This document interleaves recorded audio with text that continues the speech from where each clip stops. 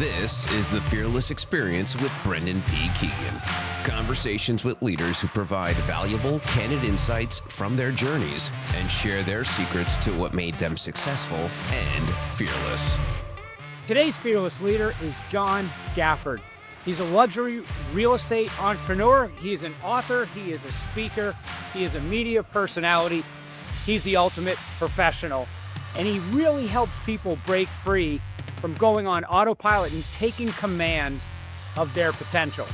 And as a matter of fact, you can read about it in his recent book, Escaping the Drift. And I want to read this tagline, how to make the world happen for you, not to you. So John, welcome to the Fearless Experience today. Brendan, man, thanks for having me. Excited to be here today. Awesome. Well, hey, let's actually start like right into your book in the core message. What does escaping the drift mean? Well, I'll tell you a story of how it's both the title of my podcast and the book, but I'll tell you where it came from.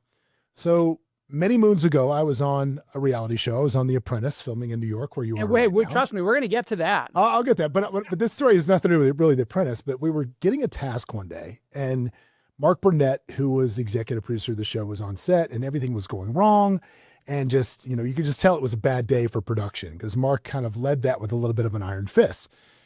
And one of the contestants, Kristen Kirchner, yells across, we were in front of Trump International Hotel. She yells across at him, trying to just poke at Mark. And she goes, "Hey, treading water today, aren't you, Mark?" And he shoots her a look and he's like, "I never tread water. I swim. You drift along with the currents." And I was like, "Ooh, man, let me write that down." And I realized, maybe in that moment, I call it an epiphany, but I didn't find any great success in my life. I had a lot of cool jobs. I did a lot of really cool stuff in my early 20s, but I didn't find any great success until my early 30s. And the reason was I was leaving my life to the happenstance and the decisions of others. Everything that I had in my life was up to someone else. It was up to a boss to schedule me or move me to a new city. It was up to there was no decisions that I was making. I was drifting along with the currents of life, and nothing really changed until I took radical responsibility for my life, taking inspiration from the greatest Christmas movie ever, which is Die Hard. When they said, "No one is coming to save you," I took that to heart. Nobody's coming to save me, and I got to start doing this for myself. And I wrote the book as essentially a playbook to my dipstick 27-year-old self. If I could get in a time machine and go back and say, just do all of this and everything will work out. Yeah. Well, it's interesting, when you talk about kind of like living intentionally or proactively versus reactively. I have my next book, coming out in a few months. And there's a chapter in there that I talk about accidental lives and accidental careers. And, where people are put into a job because they're needed. And then they wake up 3 years later saying, when did I decide to become a procurement manager? When did I decide to become a project manager? Or when did I decide to work in this industry? Well, the company put you in that role because you fit, they needed you, you did a great job, but then somehow 6 months becomes 6 years. And then someone's like, whoa. So I actually talk about kind of living intentionally, but like you have to think about what you want, because it's the company's responsibility is to put you in the best role to get the greatest value. It's not to put you in the role you necessarily want to be in. Well, that's a hallmark of somebody stuck in the drift, right? And the reason that happens is because they fail to establish a North Star within their own life to kind of navigate by.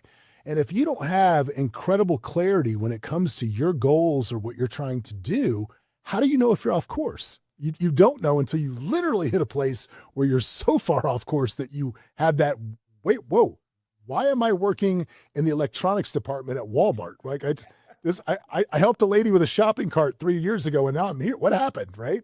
And so I think a big part of my book as well is helping people establish that North Star, because as long as you have that guiding light, you'll know when you're off course. You need to feel when you're off course. And one of the things that Erwin McManus, who I love, said about this in my podcast was, he goes, "I love the concept of the drift because when you're drifting, you're still moving. Yes. Like you feel motion. You feel like you're making progress. You feel like you're going a direction, and you don't realize it's off course until a lot of cases for people, it's too late."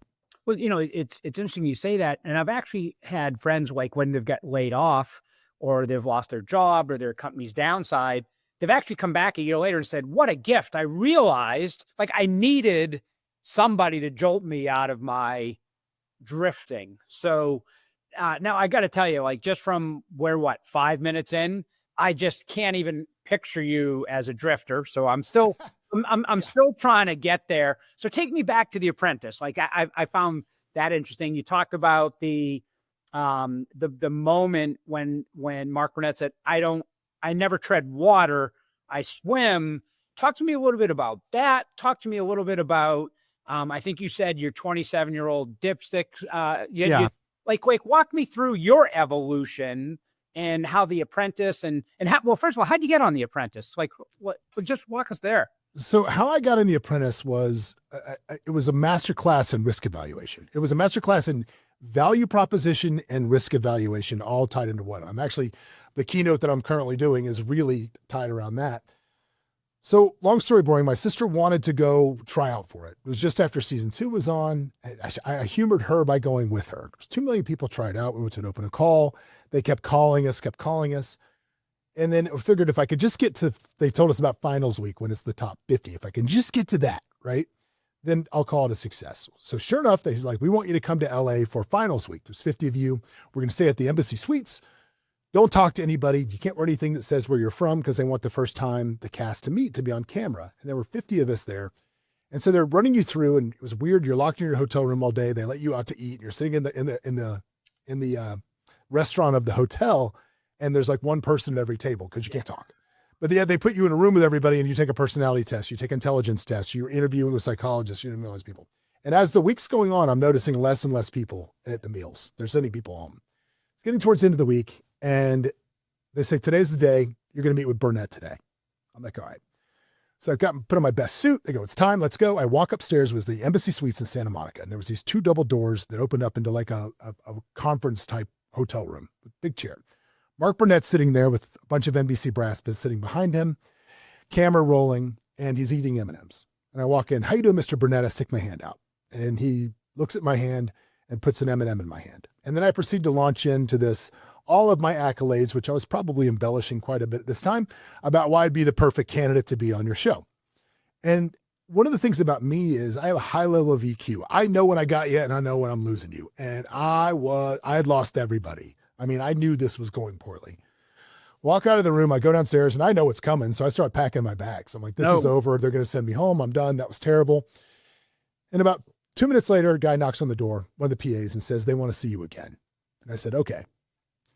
Sized up what happened pretty quick. And I said, if I'm going back, I'm going on my own accord. So I said, I got to hit the mini bar. So I hit the mini bar, go back upstairs, get to those double doors. And I kicked him as hard as I could. Bam! Doors open, hit the walls. All the NBC people jump. Burnett, startled, looks at me. I walk into the room and I said, before you say one more word to me, buddy, about anything, let me tell you why you should cast me on your little television show. When you make an investment in me, you get back 100 times what you invest. And I pulled a bag of M&Ms that I'd taken out of the minibar. I threw them in his face. I said, thanks for the fucking M&M. And I walked out. And that's how I got on the show. Because here was the thing, right? Let's break that down into business tense on how that affects. So the first thing was the value proposition. I went in there assuming what they wanted was super high qualified. They wanted to read my resume. It was a walking resume when I walked in there. They weren't hiring, they were casting. So I created no value for them whatsoever in that first interview. It was a walking resume. So I'm like, I got to create some value. So I got to go from walking resume to dude that might do something crazy on camera and get us some ratings, right? Which is why I did that. Then I did the risk evaluation. What's the risk evaluation? Well, my downside is nothing because I'm already cooked. And the upside is one balls out crazy moment that might give me the best opportunity in my life, which is what happened. I love it. I love bringing the M&Ms in the hundredth times return. Just classic. So talk to me about, like, you figured out how to achieve greatness and you've done so many incredible things. You know, I look up to you so much, as do many others, but walk me through someone who's stuck in mediocrity. Like what do they do? Well, So somebody asked me earlier, they said, what's the difference between top performers in your business and average performers? And I think it's the same for any industry. It is clarity of plan and goal and consistency of execution. Those two things combined will always equal fantastic results. And so the first thing you've got to do if you're stuck is step one is radical honesty. If you can't be honest about where you are right now in life, if you don't know your starting point and you're not going to be honest with it, you can't start a journey. And then from there, you've got to decide what is the life you want. And you've got to describe that in crystal clear clarity. And we go so far as with my people is, it's one of the things I love ChatGPT for. Instead of the old vision boards where you cut the stupid jets out of, a magazine and stick them on a board, we create photorealistic, images of these of the lives they want with them in the photographs. Yeah. So here's exactly what you want, where you're going. And then from there, you've got to be honest with what you're doing. You've got to figure out how you're going to get there, right? So you've got where I am, you've got clarity of goal, the life you want, then you got to find the vehicle to get there. If you are in a job that is underpaying you and there's no way to financially get there, you're going to have to pivot into something else. Now, I'm not saying do it all at once, but you may have to pick up a side gig. You might have to improve what you're doing, but you've got to reverse engineer that financial goal or whatever it is into daily activities that you can execute that will get you there. For example, real estate's really easy. Let's say your goal is to whatever. You want your kid to go to college and not have a bill. You need $100,000 to do that. So you got to figure out what your month of life costs you, how much it costs you to exist because you have to live. Figure out your taxes on top of that. That becomes your new zero. So everything we're talking about is generating income on top of that to pay for this goal. So now you look at what is the average price of a house you sell? How many appointments does it take to sell a house? How many calls do I have to make to get those appointments? And you reverse engineer it all the way back to a daily activity, which is picking up the phone. Because if an agent tells me, I want to pay $100,000 for my kid's education, have it paid off, that seems like most people look at that and they go, well, that's a pretty lofty goal. But if I can reverse engineer it back to, if you make 47 phone calls a day, that will happen because the KPIs and the math doesn't lie. I think most people just have to clear everything out to see a clear path to getting to what they want. Okay. I love that. I love that. And if someone gets your book, my understanding is the way it's been done and the way I looked at it is you've kind of laid it out as a playbook. Like this is that person that's saying, hey, I want to make 200 grand. I need to make an additional 100 grand. They get your book. They're going to get those steps, the radical honesty, the clarity of goal, the month of life. It's laid out there. Do you want to like talk to our audience about that? Yeah, like you just said, it is a playbook. It's not hyperbole. It's not a parable. It's stories from my life that actually happened because I tend to, thank God I've learned from my mistakes over the years. I'd like to say a lot of people in their offices have their accolades and their awards and the things they've gotten. My office is littered with, I'm a serial killer to my own finances, or have been in the past, where I keep trophies of failures because those are my lessons, because I don't want to repeat those failures in business. So I keep reminders. Like I have a $100,000 bottle of vitamins that sits right on my desk. But yes, it is in step-by-step everything you need to do, because I wanted it to be tactical. There's so much stuff out there that's fluff, that's just, hey, here's the same message kind of repackaged, but a different frequency. And maybe you resonate with my frequency more than you resonate with somebody else. So read this. It doesn't matter if you necessarily love me as a human or not. I wanted you to at least get tactical steps that you can execute. Okay. So now you have woken up, you have kicked the door open at Apprentice, you have unleashed your potential. You've got these AI-driven vision boards. That's another thing I kind of liked a little bit, throw people in it. So walk me into Simply Vegas and what's your leadership style and what are you doing there? Tell us about that. So after The Apprentice, I exited a tech firm that I was the CEO of, and I was kind of sitting in Tampa wondering what my next move was. And the one thing, I don't want to skip over this because it was really important. Okay. The biggest impact The Apprentice had on me was it was the first time I had ever been surrounded by a peer group that was absolutely killing it. And you are such a product of the people that you are around, and most people don't realize how impactful that is on you. But when I was around these people, I would venture to say a couple things. and yes, I'm going to toot my own horn a little bit, but I would say I was probably I would put myself in the top 5 smartest people on that season. But I'll also say I was probably in the bottom of net worth when I was there. Yeah. I probably had the least amount of money, but I was probably in the top 5. And I reconciled that pretty quickly. Like, what are you doing? Like, when you get around people that are just absolutely getting after it, if you've got anything in you that's gonna bootstrap yourself up, it inspires you to do that. And so that was like, okay, I got to do something different. And so many people were making money in real estate that when I got out of the tech firm, Kendra Todd, who had won my season, who's still one of my best friends, called me and said, hey, why don't you get a real estate license and come work with me? It'll be fun. And that started a 20-year journey. That is now, Simply Vegas has been open for 15 years. And we're number 2 in the marketplace here in Vegas. 1 out of every 18 homes that get sold here, sold by us. We sell more homes over $1 million than any other firm. And we're completely vertically integrated. Everything that happens that touches the real estate transaction we own, from title and mortgage to escrow to all of it. We own everything that can happen in that through vertical integration, which I'm a huge proponent of. But my management style and how that works is, at my heart, if I had to describe myself in one word that gives me passion and I love, is I'm a coach. I think when you're trying to bootstrap yourself up and you're moving, you get very focused on yourself. You get very introverted on your own efforts and your own success. But then when you get to a point where, man, the money's flowing in, this business is doing well, I got this, you start to realize that the accolades that you win for yourself are not nearly as fulfilling as watching others that you are bringing forward. As you're striving forward, reaching back to pull them with you, watching them succeed.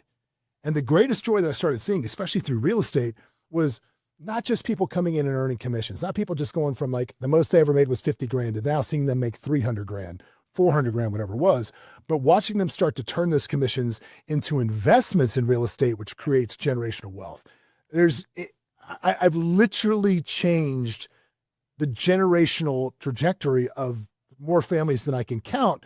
And that gives me so much more joy than any house I've ever personally sold or any award I've ever been handed.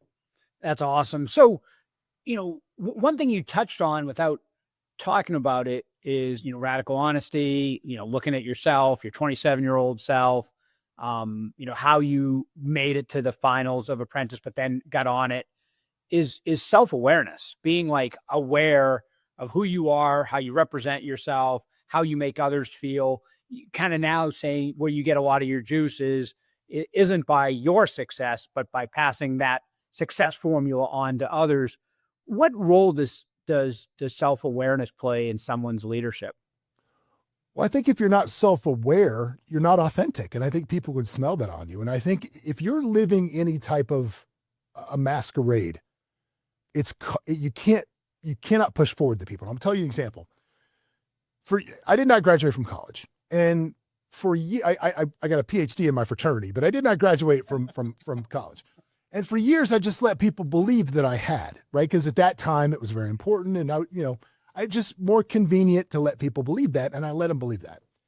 So here I am, I'm on The Apprentice. And it's the first day. We walk into the boardroom and Trump goes, okay, everybody, we're doing something a little different this year. This year, we're doing book smarts versus street smarts. Half of you have college degrees and half of you are high school people.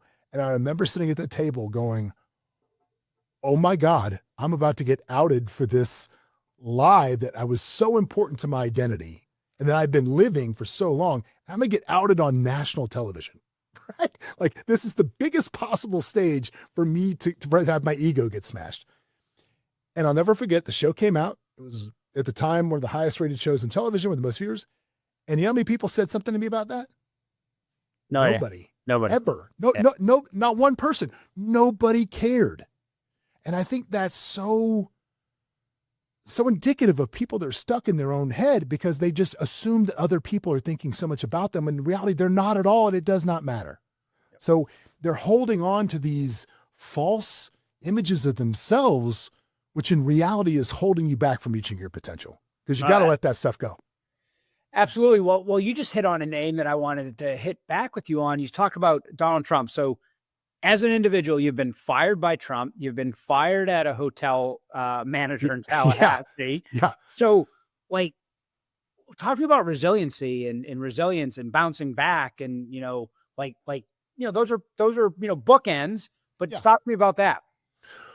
Well, resiliency is about framing. Because I think, again, as unimportant as it is what people think about you and what you think about yourself, in certain situations that are especially very public, and if you were talking about founders or CEOs, everybody's going to have a failure at some point. You're going to have a very public failure. It's going to happen. And it depends on how you frame it. If, like I said, with my wall of trophies of misfortune in my office, if you frame it as a lesson, I think people want to see you come back. Like, for example, if somebody says, "Oh, you got fired in The Apprentice," I'm like, I didn't get fired. I got real time national exposure on a television in a running PhD, or I'm sorry, a running MBA. Like, this is what I got in real time. That was not a negative for me. That was a super positive. Absolutely. And as long as you frame it in a way that it's a lesson, then I think that's what you have to do. It's either the opportunity to take a hit or an opportunity to publicly step forward. And as long as you're honest, you will. Like I'm a big sports fan and a Patriots fan. So every once in a while I'll hear somebody dog the Bills and say, "Oh, you lost 4 Super Bowls in a row." And I sit there and go, they made 4 Super Bowls in a row. Like almost nobody makes 4 in a row. Granted, they didn't make them, wide left, but like just getting there. And so I think that's what you're saying is like, no, you didn't win The Apprentice, but like, look at what it did for you. Look at the launch pad, look at the experience it gave you. And, one of the things that I saw that you wrote, and I'm going to quote you here, you often say, break free, level up, live on purpose. So what does living on purpose look like day to day?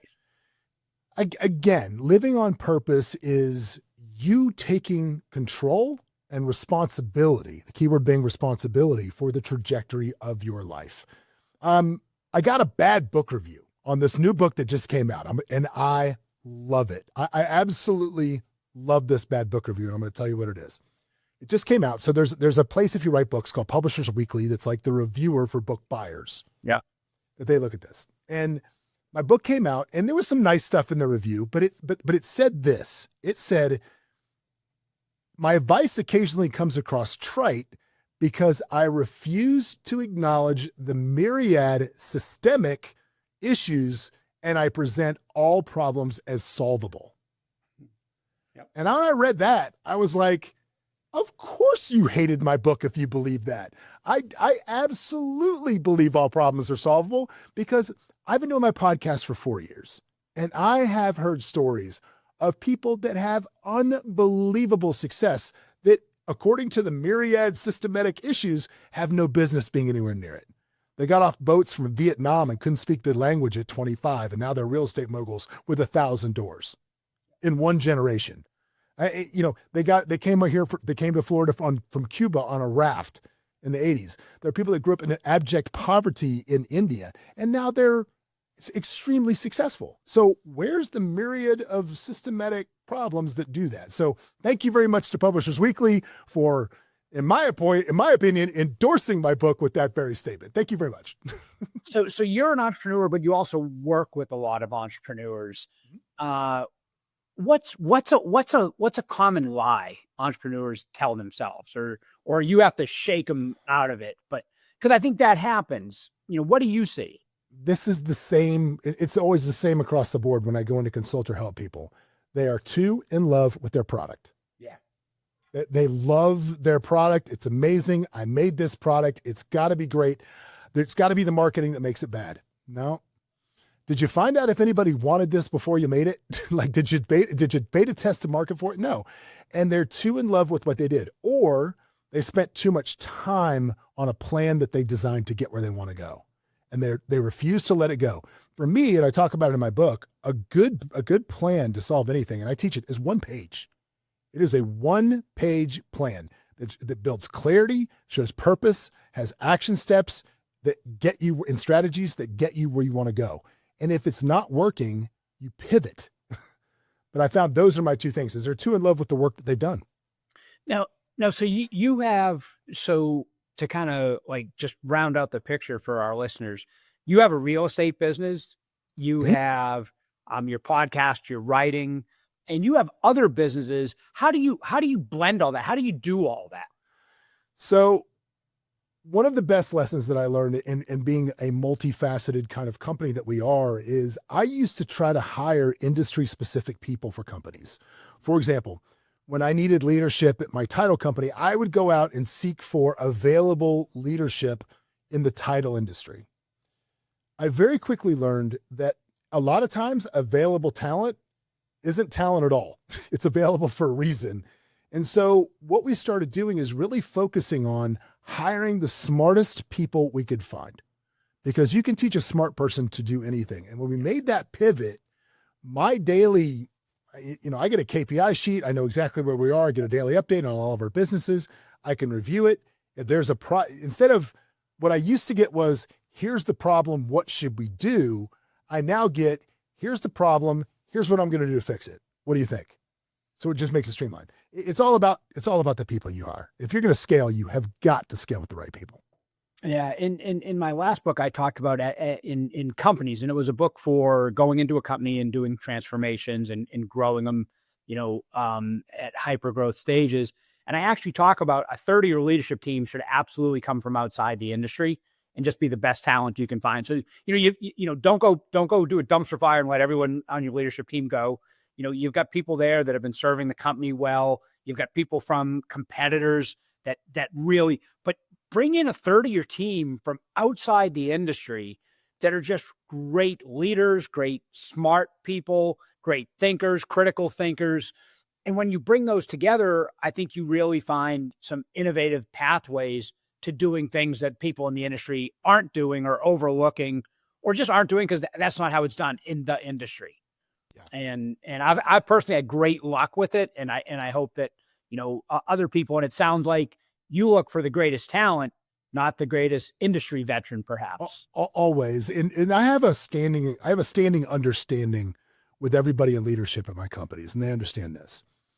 My loyalty, as much as I love people and I love everybody, and you have to separate your loyalty as a human from people sometimes and really respect the performance of what they're doing. That has to be the metric that you're making decisions by, because your ultimate loyalty, whether you're publicly traded or you're just an independent company you own, has got to be to the business. And I have a standing kind of understanding with all of my people that my job as the owner of these businesses is to find the absolute best talent. Always be looking for the best talent to sit in these seats. Your job as the person in that seat is to make it impossible for me to replace you. Yeah. Yep. That's the job. That's it. Make yourself indispensable to this business. And they understand that going in. That's the expectation.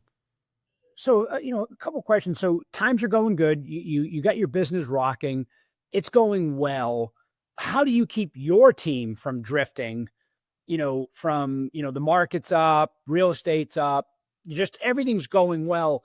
How do you get them from like taking their foot off the gas and drifting? And what do you do to keep them focused? Well, real estate, that's an easy answer. So the reason that most people in real estate as agents fail is because they put forth the same amount of effort regardless of what the market does. So the market is dictating their income. When the market's hot and the market's good, like 2021, 2022, they make a bunch of money. But in most cases, what happens is this. When the markets get hot, they lower their stuff because they're aiming at the income level. They say, I want to make $80,000 a year or $60,000 a year. That's what most agents make, right? They don't make big dollars. They say, I want to make $60,000 a year. So they're putting forth exactly as much effort to get to that 60 and they're stopping. Well, what we do is we base everything that we do here on ultimate financial goals that are high, and we adjust our effort with the market. Okay. So if you look at our KPIs for my team, they just understand that where 2 years ago, maybe you've got to make 800 calls into our CRM to hit your financial goals. Now that number is $1,600 a month because the market's harder. And I also think it's really important to instill in your people. I love something that Alex Hormozy said, which is when things get really hard, and right now real estate's hard, it's very difficult. When you get to that place where you don't want to make that next call, and you just don't want to put the effort forth, this is the place where most people quit. Yeah. Like this is the point, and take pride in the fact that even though it might not be going your way, this is the place you're walking over the body on Everest right now. That's what you're doing. So like walk me through when someone does have that setback. So, you've got a team member, they've got to go from 800 to 1,600. something's not working and the system you've put in place, whatever, but somebody has a setback. Like, how do you overcome setbacks? Well, so you got to figure out first what's going on with the person. I think we have a standard here at our company, which is rare in the real estate industry, where if you don't sell anything for 6 months, you can't stay with our company. We're not a body shop here. We don't just keep people around. And those conversations go one of two ways. They go, when we call people and like, hey, you're on the list for this month. You haven't sold anything in 6 months. What's going on? It's either, man, nothing I'm doing is working. I'm going like, I don't know what's going on. Nothing is working. I can't figure it out. It's terrible. I'm doing the best I can. If it's that, I got you. We're going to have a meeting. We're going to sit down. We're going to go through. We're going to look at what you're doing. We're going to see if you need to pivot. We're going to get you a new plan that you're excited about that you can execute. Because chances are they're just trying to beat the same old drum. They're just doing the same old thing that's always worked. And maybe the market has moved away from what's always worked. They have to try some new things that are working. The second half of that is somebody might say, well, I'm not really focused on it right now. I'm not really doing this. Well, you need to go. Because without focus, and they always use the word focus, I'm not focused on that right now. Without focus, you can't succeed. Okay, so last question, and this is kind of a question that I want to ask so our readers know what to do. So, somebody picks up your book, Escaping the Drift, they read it. What's one action you think they should take when they read the last page and put the book down? What would be the first thing you'd say they should go off and do? Make a plan.